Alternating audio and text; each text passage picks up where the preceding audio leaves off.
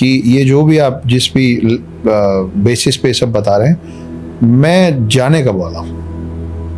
आपकी डेथ कब होगी? जी 100 साल की उम्र।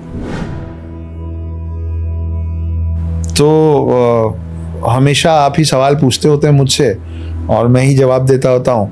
हर पॉडकास्ट की शुरुआत भी आप ही करते हैं, अंत भी आप ही करते हैं। तो मेरे को इस बार आपसे हो गई ईर्ष्या। तो मैंने सोचा why should Arun ji have all the fun. तो इस बार मेरा एक सवाल है।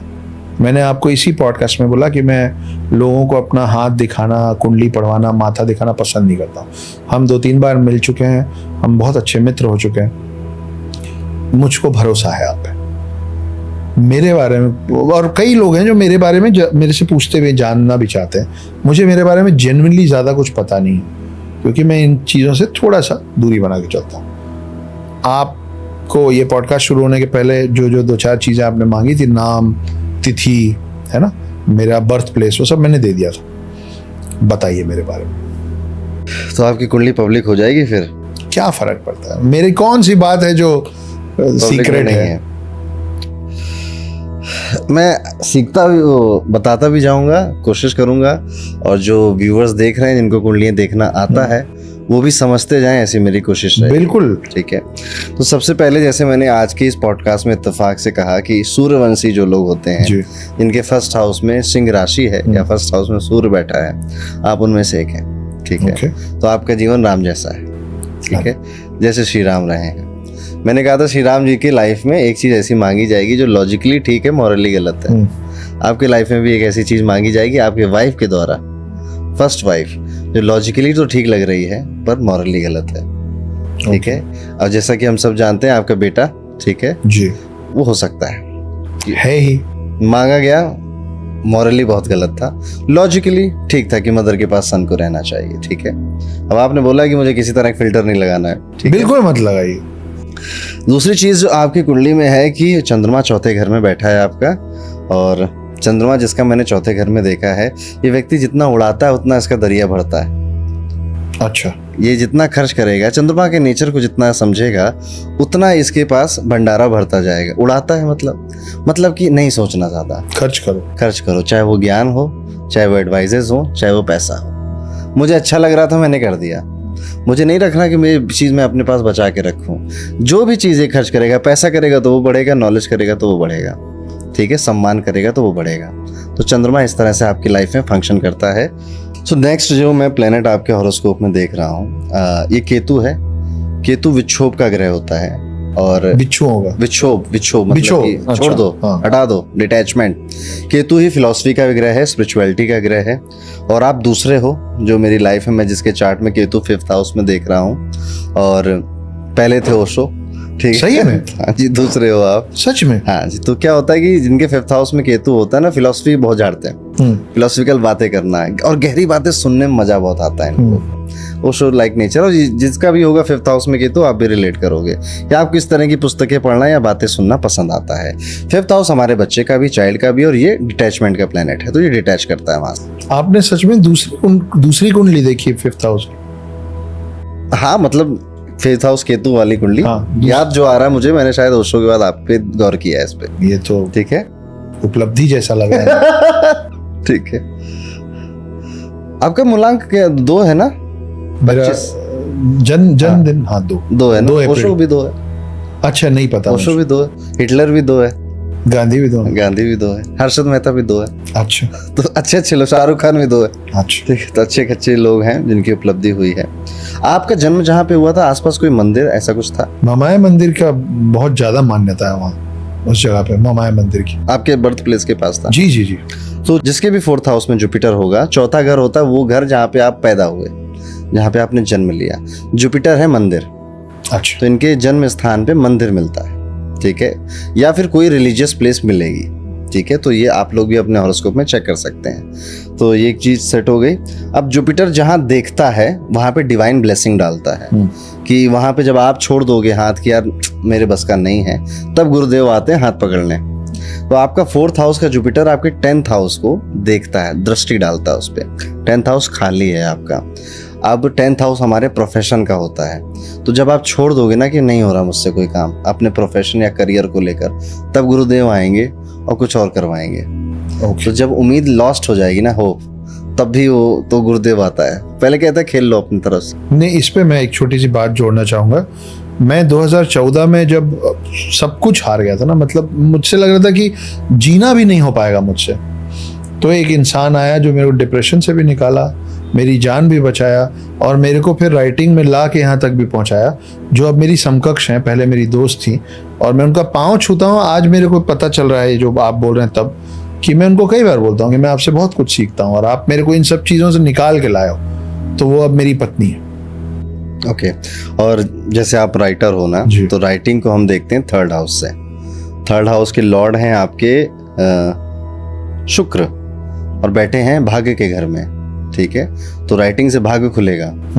लेकिन यहाँ मार्स भी बैठा है उसके साथ। ओके। सो एग्रेसिव राइटिंग या फिर आई गेस जो आप जैसे जब चीजें देखते हो तो आप कनेक्ट करते हो, वॉरियर्स की राइटिंग से भी आपका भाग्य खुलेगा, ठीक है। जो लड़ाई युद्ध जैसी चीजें हैं, हिडन हिंदू में भी शायद कुछ युद्ध हुआ। हाँ, बहुत कुछ हो रहा है। युद्ध हुआ है, सुर असुर देव सब हैं। ओके।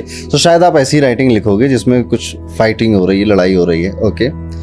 मार्स एंड वीनस साथ बैठे हैं, पहली शादी टूटती है। अच्छा, लिखा हुआ है ये जिसके भी कुंडली में होगा। पहली शादी लव मैरिज थी, अरेंज थी? लव मैरिज, ठीक है। हाँ। मार्स वीनस साथ बैठे हैं, पहली शादी लव मैरिज होगी, वो टूटेगी, फिर दूसरी शादी होगी। ये एक होता है। लेकिन ये बचता कब है? या तो जुपिटर का एस्पेक्ट आ जाए, जो 1 2 3 4 5 जो कि आपका नहीं आ रहा है, या फिर इस बंदे ने अरेंज मैरिज की हो, तो बच जाएगा। तो ऐसे आप सब लोग मत घबरा जाना, मम्मी पापा की बात मान लेना, ठीक है, तो भी बच जाओगे। ओके। सो ये होता है इसके साथ। आपकी राइटिंग में जो थर्ड हाउस है उसमें सैटर्न, शनि भी बैठा है। ओके। ओके। सो शनि, चलो उसको छोड़ देते हैं, ठीक है। क्यों छोड़ देते हैं? यहाँ पे शनि जब राइटिंग में बोलता है तो ये कहता है कि स्पाइक आएगा फेम का और आपके काम का, फिर डाउन भी आएगा। आप बिल्कुल फिल्टर मत लगाइए, ठीक है। ठीक। तो शायद स्पाइक आएगा, फिर डाउन भी आएगा, क्योंकि फिर वो शनि टेस्ट करेगा कि भाई तुम्हें इतना दिया, तुम लायक थे क्या? सो फिर आपको प्रूव करना पड़ेगा। मतलब ये लाइफ आपको प्रूव बार बार करवाएगी। You have to prove yourself, ठीक है, आपको करना पड़ेगा। राहु 11th हाउस में, वट एवर यू विजुअलाइज वो सच हो जाएगा, चाहे वो पॉजिटिव हो चाहे नेगेटिव हो। अगर आप विजुअलाइज करोगे मोदी जी के साथ पॉडकास्ट कर रहे हैं, तो वो राहु करके देगा। पर अगर आप विजुअलाइज कुछ गलत करोगे तो ये वो भी करके देगा। Modi ji, I am coming. ठीक है। सो आई गेस इतना आपके हॉरोस्कोप में है। कुछ चीज़ें यहाँ पे हमें बैलेंस करनी चाहिए। जैसे बुध अष्टम भाव में अच्छा नहीं होता, ठीक है। बुध अष्टम भाव में बिजनेस स्किल नहीं दे पाता, मनी मेकिंग स्किल्स नहीं दे पाता। कहाँ से हम पैसे कमा सकते हैं उस तरफ ध्यान ही नहीं जाता। हाँ, नहीं जाता, ठीक सच है। सो यहाँ पे मरकुरी को हमें, मुझे लगता है कि इसको ठीक करना चाहिए। और कुछ आपके प्रश्न हो अक्षय? फ्यूचर के बारे में कुछ बताइए। शुक्र की दशा चल रही है आपके, शुक्र भाग्य के घर पे बैठे हैं आपके, तो अभी तो 2028 तक आप ही आप हो, सब ठीक, भाग्य ठीक है, अच्छा है। उसके बाद फिर मिलेंगे एक पॉडकास्ट में, डिस्कस करेंगे। तो रिलेट किया आपने? हाँ, मतलब जो पुरानी बातें आपने जो बोला कि भाई एक शादी टूटेगी आपकी, फिर वो पहली बात जो आपने बोली कि कुछ ऐसा मांग लिया जाएगा आपसे जो मॉरली सही नहीं होगा लेकिन लॉजिकली शायद सही हो, तो उसमें मैं वही सोच पा रहा हूँ। फिर आपने जो कहा कि एक ऐसा समय आएगा जब आप गिव अप कर देंगे कि मेरे से नहीं हो पाएगा, तो कहीं से एक गुरु आएगा जो आपको संभाल के उससे निकाल के और आपको एक नई दिशा और दशा दे देगा। तो वो मैं एक ही इंसान से कनेक्ट कर पा रहा हूँ। पहले अचानक से आई, मेरी दोस्त बनी, मुझे मुंबई भेजा, मेरा पूरा खर्च उठाई और फिर बाद में अब वो मेरी जीवन साथी हैं। तो हाँ, ये सब तो बिल्कुल करेक्ट है। मैं फाइनेंस बिल्कुल नहीं समझता हूँ, मुझे नहीं, सामने होती हुई भी जो चीज़ होती है ना जो मुझे 4 पैसे का फ़ायदा करा, तो मैं बिल्कुल हाथ जोड़ के बोलता हूँ कि मेरी तरफ से कोई और बात कर लेगा और आप लोग बात कर लीजिए, आप लोगों को जो ठीक लगे कर लीजिए, मुझे बता दीजिएगा मुझे क्या करना है, मैं कर दूँगा। तो मेरा दिमाग कभी इस चीज़ पे नहीं दौड़ता है कि आज मैं जहाँ खड़ा हूँ वहाँ से मैं कैसे पैसा बना लूँ उस पर। तो ये आपकी लगभग सारी बातें सही हैं। जन्म स्थान के आसपास कोई पानी का सोर्स था क्या? कोई कुआं, कोई नदी, कोई पानी की टंकी? मैं कुएं में गिरा हूँ एक बार, घर के पास था वो? हाँ, नहीं, वहाँ मतलब छोटा सा तो गांव था, सब कुछ ही पास था, लेकिन हाँ मैं 4 साल की उम्र में मैं कुएं में गिर गया था। ये माथे पे जो निशान है वो कुएं में गिरते समय अंदर की ईंट से टकरा गया था और लगभग मेरा जीवन खत्म हुआ था। एक राजयोग होता है, उसे कहते हैं गज केसरी राजयोग, जी, जो जुपिटर और चंद्रमा के साथ बैठने से होता है। तो आपका जुपिटर चंद्रमा साथ में, तो वो गज केसरी राजयोग है। तो गज मतलब हाथी, स्टेबिलिटी, केसरी मतलब शेर, ठीक है, वो दहाड़ना, वो शेर मतलब कि एक ही आदमी है जिसको सब देखेंगे, राजा एक ही होता है ना, किंग। तो ये गज केसरी राजयोग होता है जो पावर के साथ स्टेबिलिटी भी देता है लाइफ। मतलब प्रॉस्पेरिटी और पावर दोनों है, स्टेबिलिटी भी है। वो गज है ना, वो हाथी का पैर है, हाथी का रखा पैर है। आपको मेरे एक तरफ से एक हम्बल एडवाइस है कि आप ना गुरुओं के द्वार जरूर जाया करिए, ठीक है। जो भी अच्छे टीचर हैं, जो अच्छे स्पिरिचुअल लीडर्स हैं, उनसे जितनी हो सके मुलाकात करते रहा करिए। आपका जुपिटर हमेशा अच्छा रहेगा। गुरु का बहुत बड़ा आपके लाइफ में आशीर्वाद है, जो मतलब शायद वो चीज़ें लाइफ में हुई जो आपने कभी सोची नहीं थी, ठीक है। वो हम सब जानते हैं, आपने इतना बताया ही है। मैं आपको एक चीज़ इसमें बताना चाह रहा हूँ। मैं गुरु की तो अपनी अपनी परिभाषा हो सकती है। मेरी एक टीचर है, उनका नाम अंजलि मूले है, वो रायपुर में रहती है। वो मेरी क्लास 5th की टीचर थी, मैं उनसे अभी तक संपर्क में हूँ। फिर 10th, 11th, 12th में मेरी एक मैडम रही है जिनका नाम मिसेस सपना चिटनेस रहा है, मैं आज भी रेगुलर उनसे टच में हूँ। फिर कॉलेज में मेरे एक टीचर है, उनका नाम है श्री अनंत गोवाल, वो इंदौर में है, मैं आज तक उनसे संपर्क में हूँ। फिर जब मैं हॉस्टल में रहता था तो मेरे एक चीफ वार्डन और गुरु भी थे, उनका नाम मिस्टर संजीव सिंह है, मैं आज तक उनके टच में हूँ। तो इनको भी तो आप उसी उसमें डालेंगे ना, बिल्कुल टीचर्स है ना। हाँ, आपने जिनको गुरु माना उनका आशीर्वाद आप पे बना रहेगा, यही है जी। शनि एग्जॉल्टेड है आपका, उच्च में बैठा है, उच्च राशि का है, ठीक है। तो मेहनती तो आप हो गए, ठीक है। और शनि अल्कोहल को रिप्रेजेंट करता है, ठीक है, और वो उच्च का है, ठीक है। तो यहाँ पर आपको एक मिनट मैं रोकूंगा। शनि अल्कोहल को रिप्रेजेंट करता है, इसको बोलते समय पहली बात आप मुस्कुराए क्यों, और ये जो आपने लाइन बोला इसका संदर्भ क्या है? मुझे आपकी अल्कोहल पसंद होती है इस व्यक्ति को बेसिकली, ठीक है। अल्कोहल पसंद होती है और ज्यादा कुछ नहीं बोलेंगे इसमें, ठीक है। बट बहुत नहीं करना चाहिए आपको, अदरवाइज आपको मतलब हम तो करते ही नहीं है। कभी फ्यूचर में मत करिएगा, ठीक है, ख्याल रख। बुध के साथ जब शुक्र आते हैं, Budh is a very mischievous child, ठीक है, वो थोड़ा शरारती बच्चा है। शुक्र प्यार है, प्रेम है, ठीक है। तो जब भी शुक्र के साथ बुध की दशा आती है तो इस इंसान को अफेयर करने के मौके बहुत मिलते हैं। मौके मिलेंगे, करना ना करना आपके ऊपर। वैसे जहां तक मेरी सोच जा रही है, आपका शनि 3rd हाउस में बैठा हुआ है।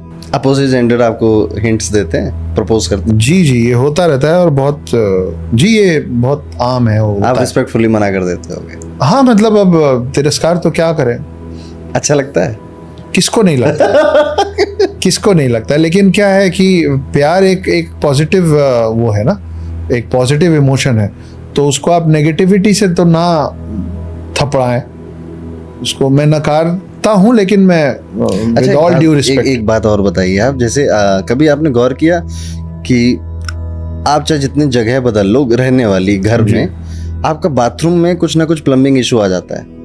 अरे हाँ, ये बात तो सच है, अभी भी है मेरे मास्टर बेडरूम में। खराब हो जाएगी, कभी रोशनदान, कभी पाइप से लीक नहीं, इस बार तो वॉल का एक साइड के वॉल के सारे टाइल, बड़े बड़े साइज के टाइल हैं, सीलन की वजह वो उखड़ रहे हैं, वो बिल्कुल ऐसा फूल सा गया है, और टॉवल टांगने का जो हैंडल होता है वो एक तरह से लटक गया है, क्योंकि वो उसका नेल छोड़ दिया है, इतना बाहर आ गया टाइल। सो ये कैसे होता है कि चंद्रमा से जब राहु 8वें में बैठेगा तो इस व्यक्ति के बाथरूम में प्रॉब्लम्स आती रहेंगी। सिम्पटम होता है। सिर्फ बाथरूम में प्रॉब्लम आएगी या बाथरूम में भी प्रॉब्लम? नहीं, बाथरूम में, मतलब जहाँ भी जाएगा, या तो लैच खराब हो जाएगा या बार बार प्लम्बिंग इश्यूज आते हैं। डाइजेशन सिस्टम से भी कोई लेन देन है? डाइजेशन तो ठीक लगता है, इसमें कोई इशू नहीं। इससे इस चीज से लेना देना है कि आप जहाँ रहोगे, आपके आस बगल वाला जो घर है, चलिए ऐसे तो अभी आप फ्लैट में रहते होगे, ठीक है, जैसे आप अंबिकापुर में जहाँ पे आपका जन्म हुआ था वहाँ या देखिएगा, अगल बगल वालों को अपने बच्चों से प्रॉब्लम होगी। अच्छा, ठीक है। आपके घर के सामने खाली जगह होगी, पार्क होगा, खाली प्लॉट होगा, और अगर नहीं है तो कोई रह रहा है तो वो परेशान होगा। ये इसका क्या मतलब, जैसे क्यों ऐसा? आपके घर के सामने या तो खाली प्लॉट नहीं, पर क्यों ऐसा? सामने अगर कोई है खाली, पर अगर सामने कोई रह रहा है तो उसको अपने बच्चों से दिक्कत होगी, ये क्यों? ये जब भी चंद्रमा से राहु अष्टम में आता है तो उनको परेशानी देगा जो भी सामने रहेगा आपको। कभी बच्चों की भी दिक्कत दे सकता है, कभी फाइनेंस की प्रॉब्लम भी दे सकता है, वो आपको पता रहेगा। मतलब कुल मिला के आप ये बोल रहे हैं कि मेरे सामने कोई खड़ा नहीं हो सकता, आपके सामने खाली रहेगा, है ना? यही कह रहे हैं सेम कंडीशन मेरे साथ है। अच्छा, मेरे हॉरोस्कोप में है। मेरा बाथरूम जहां भी चले जाओ कुछ ना कुछ दिक्कत आएगी। और आपके सामने भी कोई खड़ा नहीं रहता। देखिए इस घर के सामने देखिए खाली प्लॉट है, खाली प्लॉट। मेरे कानपुर के घर के सामने खाली प्लॉट है। तो ये चीजें, और ये जो हम एक जैसे दो लोग एक दूसरे के आमने सामने बैठ गए उसका क्या होगा? नहीं वो रहने वाले भी। तो आप कह रहे थे कि मेरे को आने वाले समय में भी इस तरीके की अपोजिट जेंडर से प्रपोजल्स आते रहेंगे। अभी 2025 में तो बहुत आएंगे। ऐसा? मैं 1 साल का इंतजार करूं? और देखते केतु दूसरा, ठीक है। तो खर्चीले हो आप, खर्च भी सोचते नहीं हो खर्च करने से पहले? तो मैं बहुत ज्यादा खर्चीला हूं और मैं पैसा जमा करने में बहुत खराब हूं, मेरे हाथ में नहीं रुकता है। ऐसे रहो। इसी वजह से मैं अब अपना पैसा और अपना फाइनेंस देखता ही नहीं हूं। मैं कोई निर्णय नहीं लेता हूं पैसे कौड़ी। मेरे परिवार ने मुझसे कहा अरुण जी कि आप बहुत अच्छा कर रहे हैं, ठीक ठाक अच्छा कमा रहे हैं, आप जो कमाएंगे उसका 10% आपको दिया जाएगा, बाकी पूरा हम रखेंगे। हमने बोला जी, ताकि पूरा 10% भी खर्च करूं तो 90% घर में रुका रहे।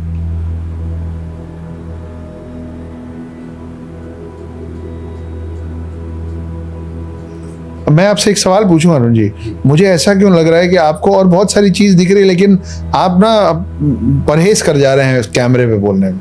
मैं बुरा नहीं मानूंगा। नहीं ऐसी कोई बात नहीं है, ठीक है। लगभग चार्ट अच्छा ही है, ठीक है, कुल मिला और कुल मिला के अच्छा है। और दशा भी, मैं चार्ट से भी ज्यादा कहूंगा आपकी दशा अच्छी है। चार्ट और दशा में क्या फर्क है? चार्ट में 100 प्रोमिसेस हो सकते हैं कि ये व्यक्ति को ये भी मिलेगा, ये भी मिलेगा, ये छिनेगा, ये सब, बट वो क्या 100 प्रॉमिस मेरी लाइफ में पूरे मैं देख पाऊंगा, ये दशा डिसाइड करेगी। अच्छा, तो अगर उस प्लेनेट की जो ये प्रॉमिस बना रहा है दशा आ गई तो वो प्रॉमिस पूरा होगा, और नहीं आई या गलत टाइम पे आ गई तो प्रॉमिस पूरा नहीं होगा। इसको मैं छोटे से एग्जांपल से, जैसे लेट्स सपोज किसी की कुंडली में है कि आप ना अरबपति बनोगे पर 110 साल की उम्र में, तो क्या हुआ कि दशा तो 110 में आएगी, तब तक आप निपट जाओगे, आप ही निकल लिए। हाँ, तो दशा जरूरी है। तो अभी आपका शुक्र का टाइम चल रहा है, जो कि शुक्र आपका बहुत अच्छा है, और राइटिंग से जुड़े हो इसलिए और अच्छा हो गया ये, ठीक है, क्योंकि शुक्र 3rd हाउस लॉर्ड है और 9th हाउस में बैठा है। तो थोड़ा मुझे लगता है वॉरियर की और लड़ाइयों की, युद्धों की कहानियां और लिखें और लिखें, मतलब एक्शन रखें, एक्शन रखें। एक्शन जरूरी है, अभी आपके साथ एक्शन। अभी आपने निपटने और निकलने की बात की, मैं आपसे जो चीजें आप मेरे बारे में बता रहे हैं, एक चीज और बताइए कि ये जो भी आप जिस भी बेसिस पे सब बता रहे हैं, मैं जाने कब वाला हूँ? आपकी डेथ कब होगी? जी 100 साल की उम्र। ऐसा मत कीजिए, सही बताइए। देखिए मैं आपकी जरिए 100 साल की उम्र? नहीं मजाक कर रहा हूँ, 100 साल नहीं होगी, 110 जी हो गया आप, ठीक है। अच्छा, अरबपति बन के जाऊँ ना मैं? हमें जब ज्योतिष हमारे टीचर सिखाते हैं ना, तो कुछ प्रोमिसेस देते हैं कि ये नहीं करना, क्योंकि हमें कभी भी, जैसे मेरे पापा ने मुझे सिखाया, ज़्यादातर परेशान करने के लिए करना ही नहीं है, ठीक है। मैं आपको बता दूं, आप 60 में जाओगे या 55 में जाओगे या 75 में जाओगे, आपका कोई फायदा नहीं है। या कल जाओगे, क्या फर्क पड़ता है? और आप तो चलो अच्छे हो, आप चलो इसको समझ के भूल भी जाओगे। कई लोग डर जाते हैं और फिर वो मजे मजे में बोलने लगते हैं, अरे जिंदगी तो बस 10 साल की बची है, करना है जो कर लो।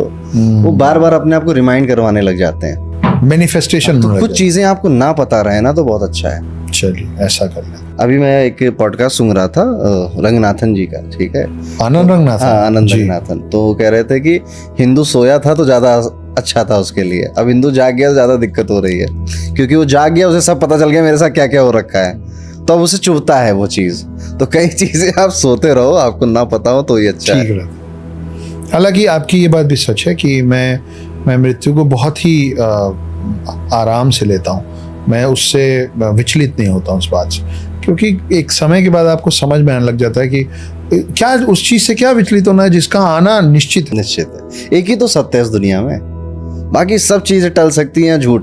मतलब जीवन का जो अल्टीमेट डेस्टिनेशन है वो तो मौत ही है, और ये सिर्फ इंसान के लिए नहीं, हर चीज के लिए। हाँ, जो चीज आई है वो खत्म है, कोई लकड़ी है, वो एवरीथिंग सबकी एक एंड डेट लिखी हुई है।